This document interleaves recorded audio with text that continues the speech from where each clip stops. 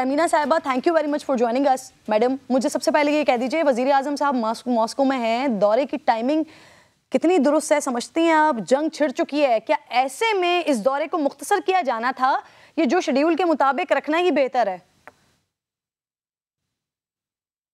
Visits जो होते हैं और ऐसे विजिट्स जो पाकिस्तान और रूस के दरमियान है, जो तकरीबन 23 साल के बाद हो रहा है, ये बहुत अहम विजिट्स हैं। हमें फोकस रखना चाहिए कि एक बायलैटरल विजिट है और इस बायलैटरल विजिट में बायलैटरल और रीजनल इश्यूज डिस्कस होंगे। सो ये तो नहीं हो सकता कि एक प्लान्ड विजिट जो बहुत अरसे से प्लान हो चुका है, उसको उस पर एक नी जर्क रिएक्शन करें आप और चीज़ें बदलें। ये बहुत ज़रूरी था प्राइम मिनिस्टर का वहाँ जाना। वहाँ पे एक तफसीलन गुफ्तगू हुई उनकी प्रेसिडेंट पुतिन से। प्रेसिडेंट पुतिन ने मेरे ख्याल में तो कभी एक ऐसा दौराना लंचन नहीं दिया किसी पाकिस्तानी प्राइम मिनिस्टर प्रेसिडेंट को माजी में। तो ये बहुत बड़ा अहम था कि एक तो 1 घंटे की मीटिंग को 3 घंटे की मीटिंग में कन्वर्ट किया गया, और दूसरा ये कि उसके दरमियान एक लंचन भी हुआ जिसमें गुफ्तगू दोनों की जारी रही। तो ये मैच्योर नेशंस और मैच्योर ममालिक में ये नहीं होता कि छोटा कर दिया जाए, बड़ा कर दिया जाए। एक विजिट है जिसको बहुत गौर से, बहुत सोच के, जिसकी डिटेल्स डिस्कस होके अग्री किया गया है। अब उसको पूरा करना, और इंशाल्लाह पूरा करना भी इसलिए भी ज़रूरी है कि वहाँ के पॉइंट ऑफ व्यू भी पता चलेगा। इस वक्त हमें सब यूरोपियन यूनियन का, नेटो का, सबका पॉइंट ऑफ व्यू तो पता चल रहा है, और यूक्रेन का भी। लेकिन ये एक ऐसा मौका है कि जहाँ हमें तफसीलन मुख्तलिफ गुफ्तगू, और हमारे लिए ये बहुत ज़रूरी है कि हम फोकस रखें इस विजिट को ऑन अ बायलैटरल विजिट। सही। तहमीना साहिबा, बड़ी इंपॉर्टेंट आप बात कर रही हैं कि मैच्योर नेशंस जो होती हैं, ये उनका तरीक़ाकार होता है कि एक तरफ एक दूसरा मसला और बड़ा मसला जिसमें सारी दुनिया की नज़र है, लेकिन दूसरी तरफ आपका ये दौरा भी बड़ा इंपॉर्टेंट है, इस पर ये भी मुकम्मल होना चाहिए। तो लेकिन यहाँ पर ये सवाल तो है ना कि दुनिया वज़ीर आज़म के इस दौरे को, वज़ीर आज़म पाकिस्तान के इस दौरे को किस तरह से देख रही है? अमरीकी महकमा ख़ारजा ने आज कहा है कि हम अपने मफादात पाकिस्तान को पहुँचा चुके हैं, बता चुके हैं। ये क्या पैगाम देने की कोशिश की है अमेरिका ने?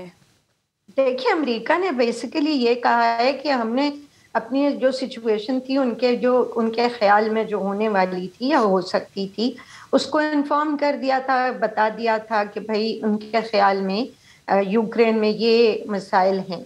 लेकिन इसका ये मतलब नहीं है कि प्राइम मिनिस्टर जो हैं वो अपना विजिट जो है वो ना करते।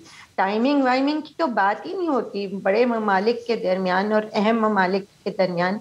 ये आज विजिट नहीं है, 2020 से प्रेसिडेंट पुतिन ने इनविटेशन दी हुई थी प्राइम मिनिस्टर को, ये डिस्कस होती रही, और फाइनली ये डेट्स जो थी ये सूट की गई थी।